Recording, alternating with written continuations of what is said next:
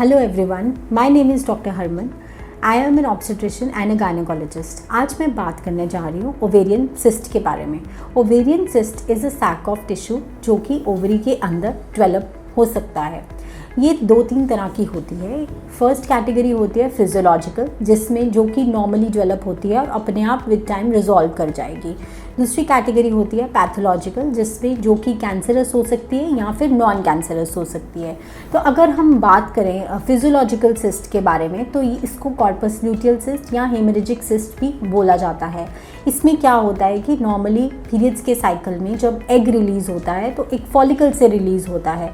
वो फॉलिकल के अंदर फ्लूइड होता है। वो नॉर्मली वो फ्लूइड जो है वो रिजॉर्ब हो जाता है टाइम के साथ, पर अगर वो फ्लूइड रिजॉर्ब नहीं हो रहा है तो वो एक सिस्ट के फॉर्म में अपीयर हो सकता है। उसको हेमरेजिक सिस्ट बोल सकते हैं। इसके लिए कोई ट्रीटमेंट करवाने की ज़रूरत नहीं होती है। ये 3-4 साइकिल्स पीरियड्स के बाद अपने आप ही रिजॉल्व हो जाएगा। ये इस सिस्ट का आपको शायद पता भी ना लगे, इंसिडेंटली अल्ट्रासाउंड में पता लगे कि ये सिस्ट डेवलप हुई है। तो अगर आप इसका 3-4 मंथ्स के बाद रिपीट अल्ट्रासाउंड करवाओगे तो इसमें सिस्ट अपीयर हो सकता है ना आए और आपका अल्ट्रासाउंड बिल्कुल नॉर्मल आए।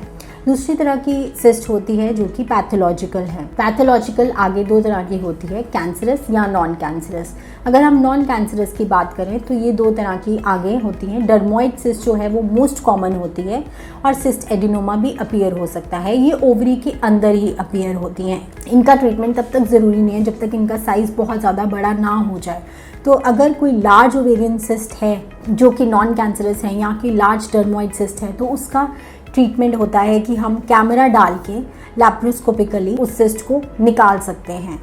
तीसरी कैटेगरी होती है कैंसरस सिस्ट। अब कैंसरस सिस्ट में ये होता है कि कभी कभी अगर तो आपकी एज ज़्यादा है, मोर देन 55 ईयर्स है, या फिर अगर आपको लग रहा है कि एकदम से आपको भूख लगनी बंद हो गई है, या लॉस ऑफ वेट है, लॉस ऑफ एपिटाइट है, या एकदम से पेट एकदम फूला फूला लग रहा है, तो आपको एक अल्ट्रासाउंड ज़रूर करवाना चाहिए जिसमें ये पता लगेगा कि कोई ओवेरियन सिस्ट तो नहीं डेवलप हो रही। अगर उसके अंदर ओवेरियन सिस्ट आता है कि डेवलप हो रही है, फिर हम उसको कैटेगराइज करते हैं कि वो बिनाइन कैटेगरी में यानी कि नॉन कैंसरस कैटेगरी में आ रही है या कैंसरस कैटेगरी में आ रही है। अगर वो कैंसरस कैटेगरी में आ रही है फिर हम उसका लिए एक टेस्ट करवाते हैं जो कि CA-125 होता है। वो एक ट्यूमर मार्कर होता है। अगर उसके लेवल्स रेज्ड हों तो वो इंडिकेट करता है कि इनकी कैंसरस हो सकती है। आपको मैं ये बात बताना चाहती हूँ कि मोस्टली जो है सिस्ट वो फिजियोलॉजिकल होती हैं और नॉन कैंसरस होती हैं और ये अपने आप ही ठीक हो जाती हैं विद टाइम।